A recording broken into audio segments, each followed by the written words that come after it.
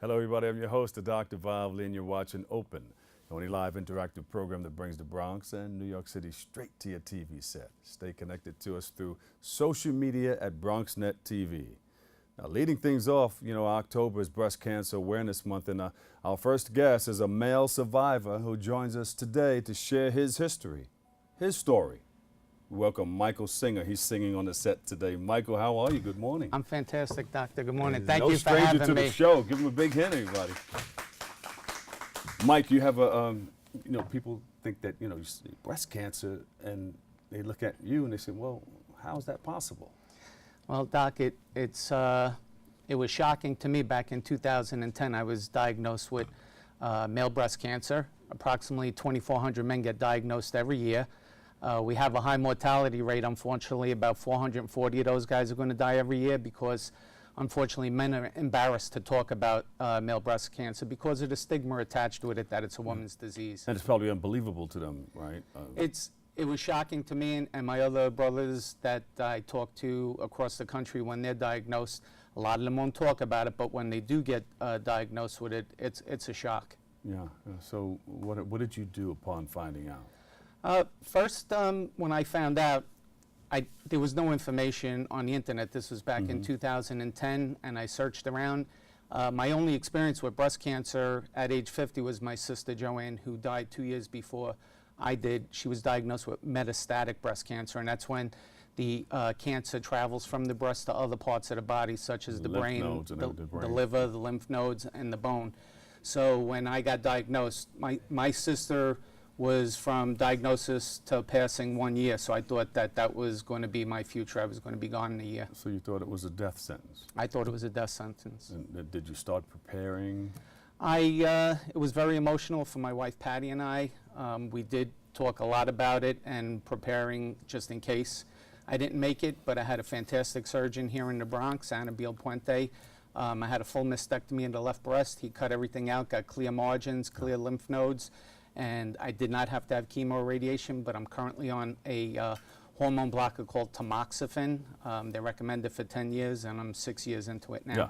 Does that they did the hormone blocker because the hormone feeds the cancer? Yeah, I'm what they call ER positive, and this medication will block the hormones and hopefully keep the cancer from coming back.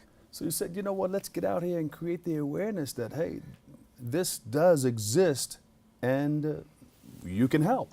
Tell us about it. I was embarrassed to talk about it at first, and I couldn't say I had breast cancer. I called it chest cancer. And one day I was watching a TV show broadcasted here in New York, and they had Richard Roundtree on, who used to be Shaft. He was fantastic. He was like an action hero. And a young male named Brett Miller. And the two of them were on national TV talking about male breast cancer. And all of a sudden it was like an epiphany that these guys are on national TV talking about male breast cancer. What's wrong with me? Why am I embarrassed? Yeah. And I went from embarrassed to empowered, from silent to outspoken. And then you started an organization. I didn't start the organization, but I joined the organization called MaleBreastCancerCoalition.org, and this is men from all across the country. We even have men internationally from Japan and the UK who participate also. It's online, but we do a lot of phone counseling with people across the country. And when you tell people that you had a little bout with breast cancer, what's their response or reaction? Most people have not heard that men can get breast cancer. They don't realize that all men are born with some breast tissue, and unfortunately, some are susceptible to going on to breast cancer. And when I tell people who are not familiar with it are shocked. People who have heard a little bit about it, oh yeah, I've heard about that, and I just want to raise awareness about it so other people aren't faced with this or being shocked with it like I was. I'm sure it's working because the last time we spoke, Mike, you were on the set, and I've been checking myself ever since. Thank you. Even if you're in the shower, I'm a male, but I'm checking myself to make sure. Right. If I feel anything unusual, then I have to say something. Yeah, I tell men, I tell them to look for warning signs: an inverted nipple, nipple discharge, a lump under the nipple like I had, redness or swelling or scaling in the area. And men need to learn how to do a self-breast exam. Women are taught how to do that from an early age. Yeah. Men were never taught, so lots of times when I go out and do presentations, I instruct the men how to do a self-breast exam. How do you do it? Well, if you're laying down, you can put your arm behind your head and you can work in a circular motion, and you go around in a circle feeling for a lump or any abnormalities. If you feel something, you can mention that to your doctor. If you're standing in the shower and do it, what I like to tell men, because they seem to learn better when I tell them do it in a row, like they're mowing the lawn or something like that, with the two fingers just working up and down and the nipple and everything like that. And hopefully there's nothing there. Yeah. All right. So your organization does what? How The does it serve our community? The Male Breast Cancer Coalition is an awareness foundation. We go around doing presentations and talks to everybody. On the website, there's a video on how to do a male self-breast exam.